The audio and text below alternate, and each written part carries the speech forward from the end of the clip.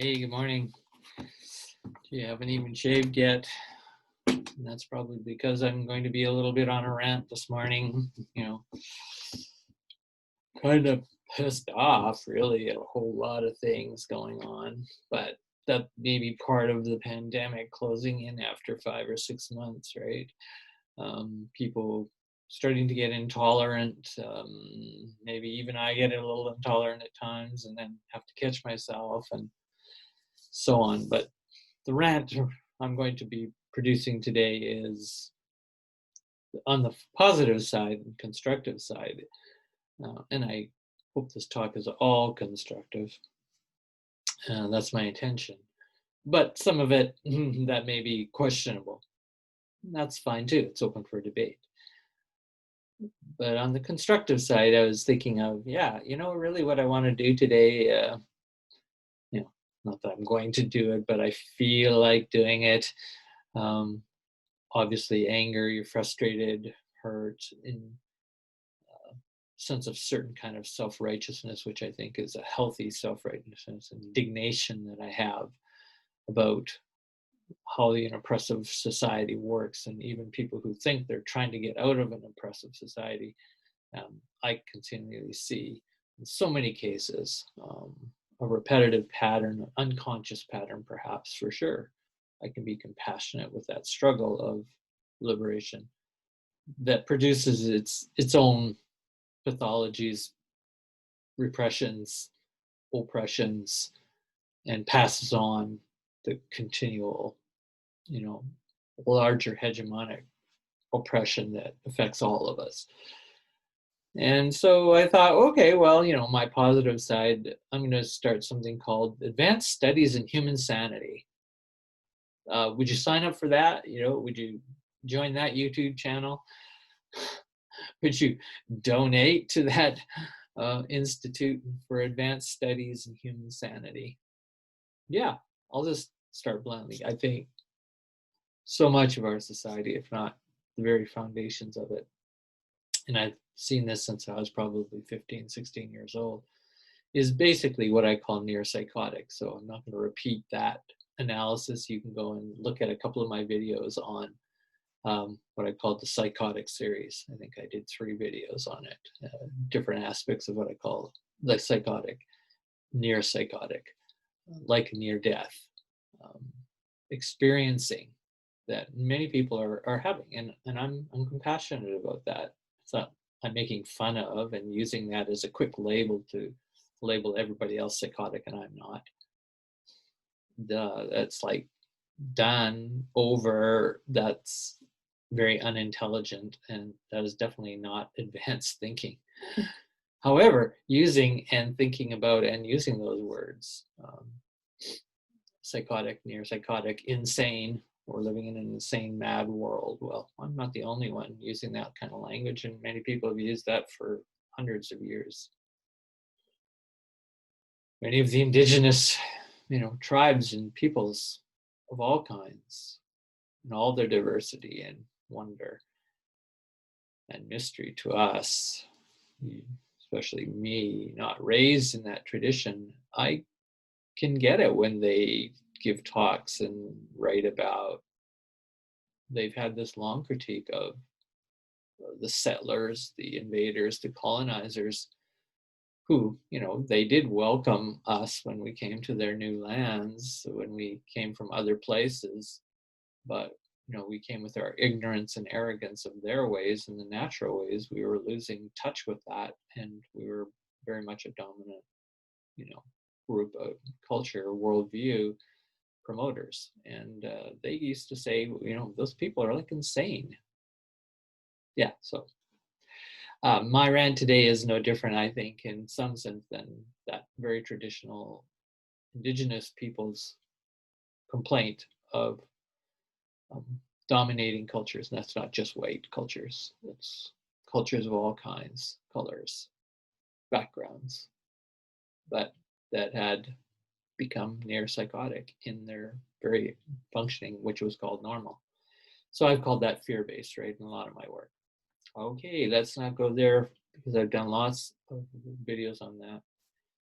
Advanced studies, why this has been showing up for me, I'm going to walk through just a couple examples. And again, I'm acknowledging right now there's a buildup of both tolerance and intolerance at the same time in COVID-19 pandemic. Craziness, if you want to call it that, readjustment, restart. There's many people trying to describe what's going on right now. But I'm going to start with my critique of particularly focusing on feminism, which nowadays ought to be called feminisms. So one cannot easily simply caricaturize what feminism is. Probably there's hundreds of forms of feminism now identified. These are like branches, right, where people split off, say, well, I'm a feminist too, but I'm not your kind of feminist. And so feminists go in many directions. So I'm going to start with that because it's an example of a critique I have of all social movements I've ever been part of as an activist, as a conscious choosing activist to join activist movements, right? I started in the ecological, then went into environmental, particularly critique of capitalism, critique of education. As you know, a lot of my work is on education because I have a PhD in education. I ought to be able to critique it, so have legitimacy to do so. But I could go into other movements, the conscious community, the new age, the spiritual revolution, progressives, etc. And been part as an activist in all those and have continually found them to be wanting to be, in my view, very much often reproducing an oppression that the very thing they're trying to fight, they reproduce. And again, I'm not the only one that's made that kind of critique, that's a problem. So let me walk through some of the skeletal aspects of, I'm not going to go super detailed here because it would take forever. In a short video, what I'm calling, just on the surface, what has been the backlash and the fall, in my view. It's a debatable view. I could be wrong in some areas, and I'm open to that critique, of the collapse of the raw, beautiful, and interrogative, vicious, fierce, and importantly so, feminism that came as a challenge to a pathological patriarchal society and worldview. And without going into all the history of why I use that language, why I adopted a feminist perspective back in my 30s, at least probably late 30s or mid 30s, somewhere in there, and became, identified as a feminist. And even to my own identity, I became identified as more a woman than a man.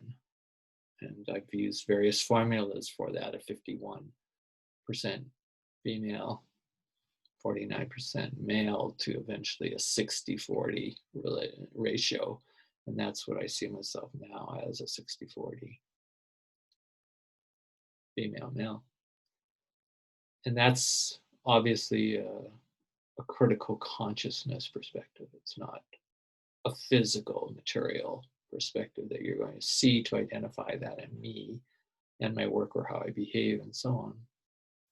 So I was interested in feminism, as now I'm going to critique it, where it's gone.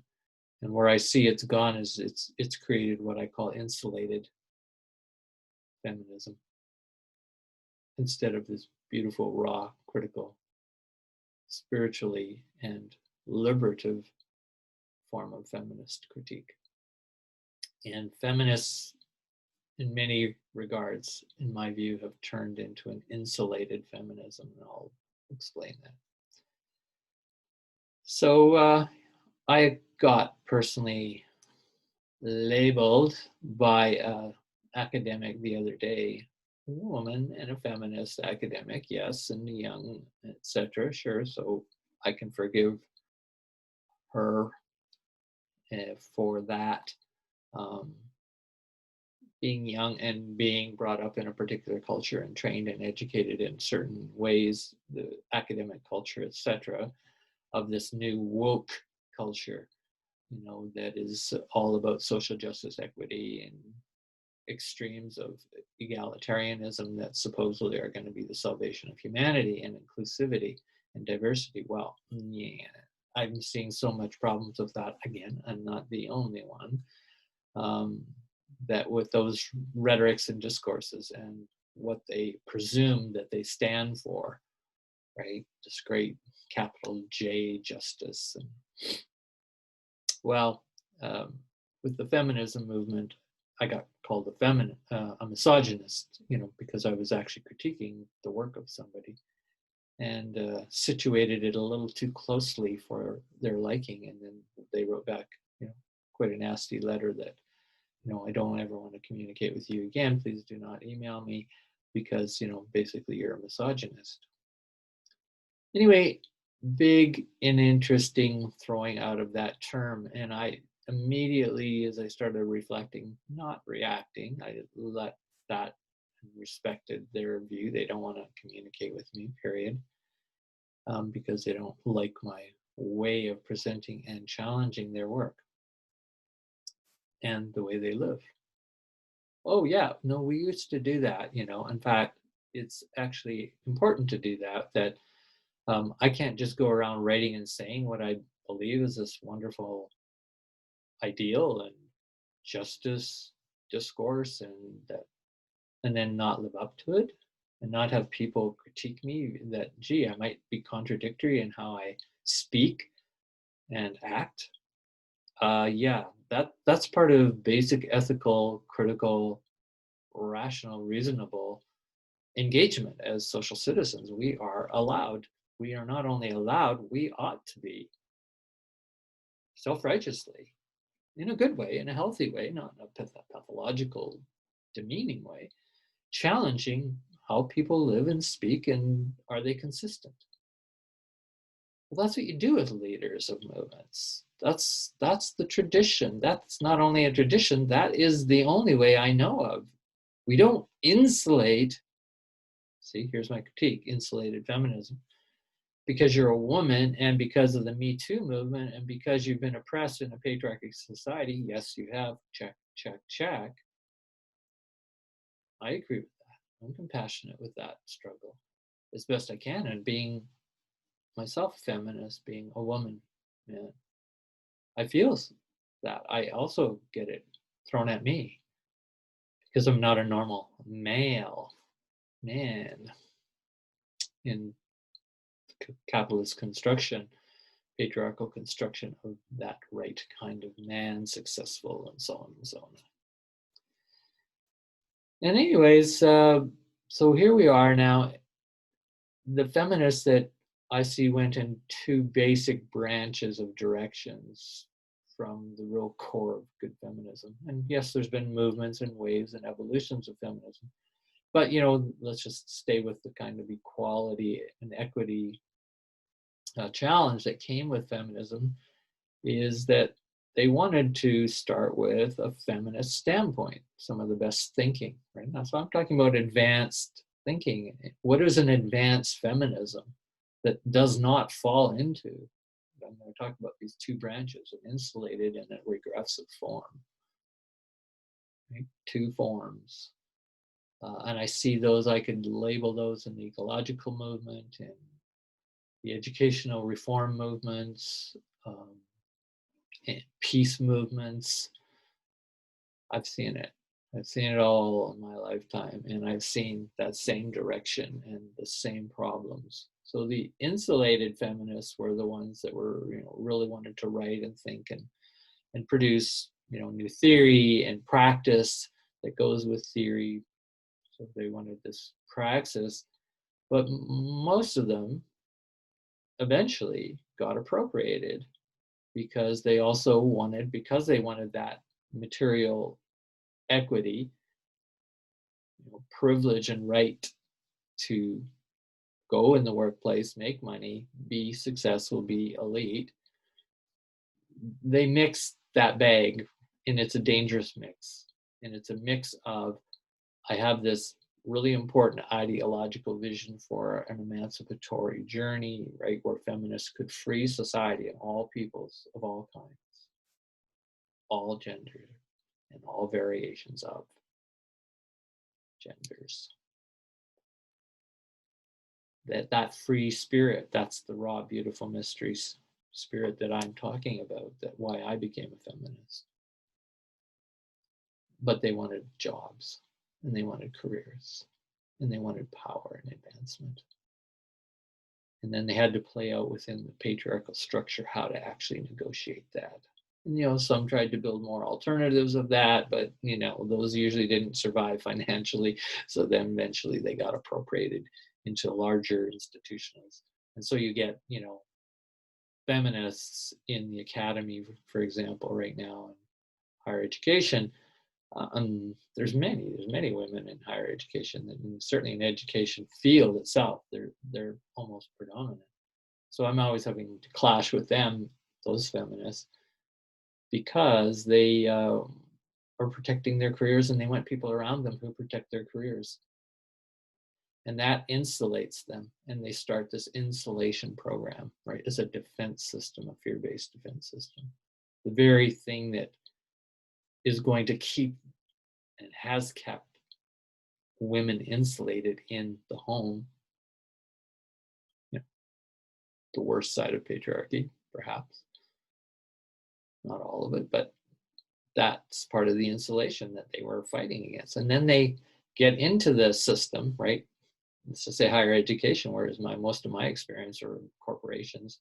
And then they want to be insulated again because they're women, and then they can use that anyone who tries to, quote, critique not only their practices as feminists, and critique even just their work, whether they're a feminist or a woman or not, just their ideas that they put out in their teaching and their prescriptions of how to make a better world, better business, or whatever it is.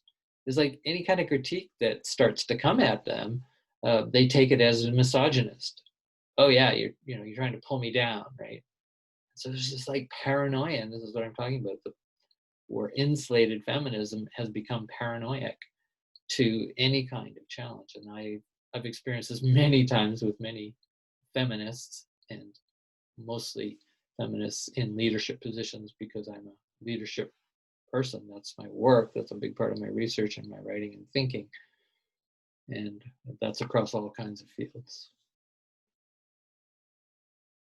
So I keep thinking, well, there's got to be a more advanced feminist perspective than that one. And I'm going to go into the second branch, which is another, even just as nasty, just as twisted form of feminism, is when it becomes regressive. And those feminists generally do not try to become part of that, building career and all the economic goods in the upper middle class bourgeois aspect of feminism, as we have a right to make money and be rich and wealthy and powerful, so on, that the others who don't want to go that route for various reasons become much more, I'd say, caught, trapped, and if they're not conscious and really careful of critiquing their own practices, they become the marginal feminisms, the marginal feminists of all kinds and branches, and they end up creating, again, another kind of insulation, but one that is really, I see it as very adolescent-like, very immature and very injured and hurt. And they're not interested in building careers. They're interested in tearing down everything that isn't what they believe should be and want it to be. So that often becomes the street activist underground movements. And yeah, they can become very overtly violent. Not even saying they're more violent than the type of symbolic and subtle violence of the insulated feminists of the intelligentsia of movements. So the whole feminist movement starts to fragment to me in those two directions. So I think that's the main arc of my rant today. So what would be an advanced studies in human sanity, which could be, actually a place where we could bring together the best wisdom teachings. And yes, let's be informed by the ecologists, the feminists, the environmentalists, right? The various social justice peace movement activists, all these activist forms as well, but also people who don't see themselves as activists. Let's be informed by their best as well. So that's what advancement means to me. And I think the close way to get to that, it's just, this is all preliminary thinking and part of my ranting today, is that when the feminist movement really took off, and I think it's one of the core parts that I really was attracted to, is the feminist standpoint theory. And sometimes just it's got a little bit variations on the labels, and I'm not even going to try to, I'm not a scholar on all the women in the canon of who I should be citing for that term, because that's another thing, you get criticized if you're not a feminist like me and you're not in the canon of reproducing all the tradition of feminism. Boy, they really go after you and accuse you of being ignorant, and you didn't cite this person, you didn't cite that. I got that in my dissertation by a feminist of the insulated intelligentsia type branch, and quite obnoxious, all of that, because feminist standpoint theory is just a really basic great concept. As a critical thinker, I go, wow, that's really advanced thinking.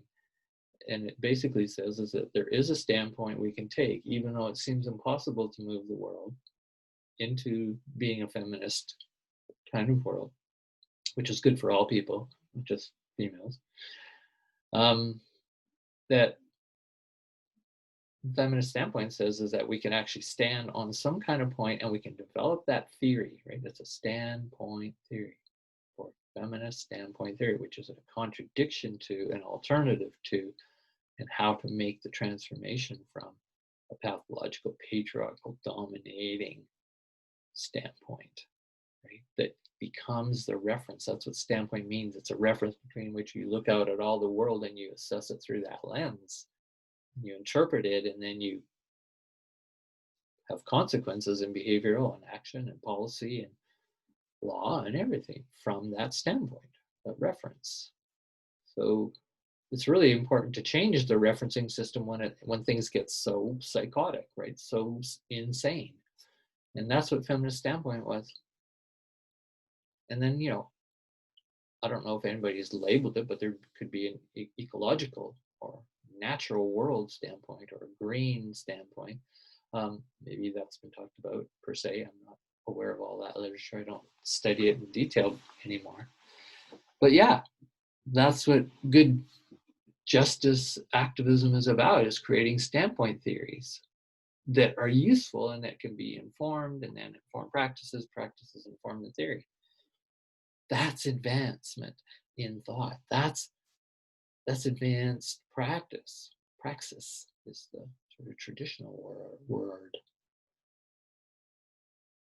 And what I'm seeing is once you get those branches of intelligentsia in the insulated feminism, you get the branches of marginalization, retraction from, and kind of super radicalization to tear everything down, kinds of directions in movements. And they're in all movements. They're in Marxism, they're in Stalinism, they're in Trotskyism, they're probably in absolutely every kind of alternative movement that's ever been started. It's not making fun of those movements. It's like I'm deeply and sincerely committed to those movements as attempts to improve things, to turn the world around and turn it in a new direction. This Titanic ship that's heading over into the iceberg, we are really on that cusp, as many people have been arguing. So advanced thinking. Advanced studies in human sanity. I have to keep looking at my journal to go, oh my gosh, do I really want to start another organization or movement? Advanced studies in human sanity. But that's how I feel today. Because I see these twisted forms um, often dominating. I don't know how much they're dominating, that I don't know. But I certainly run into them and clash with them because of my outspoken nature and my more perhaps traditionalist way to bring about good critique from all of these camps, eco to feminist to peace to whatever the movement of emancipation may be. And as you know, I've settled for and developed, perhaps if you don't know, you can look it up, but if you look up the concept fearless standpoint theory, that is something I've been advancing for nearly 30 years. And that I think is a way to advance to get ourselves out of the syndrome of the insanity of fear-based paranoid branches, as I say, the insulated intelligentsia and the marginalized intelligentsia of movements, those two patterns of distress and paranoia that end up with each of their own bravado and inflation of their wonderfulness, their courageness, etc., even calling themselves perhaps even fearless. All of those to me would be misnomers based on a really more nuanced and evolutionary and critical understanding of the development of what true bravery, courage, to fearlessness and fearless as a very highest of capacities, not just for behavior, but for consciousness and thinking itself, for the evolution of this intelligence on the planet.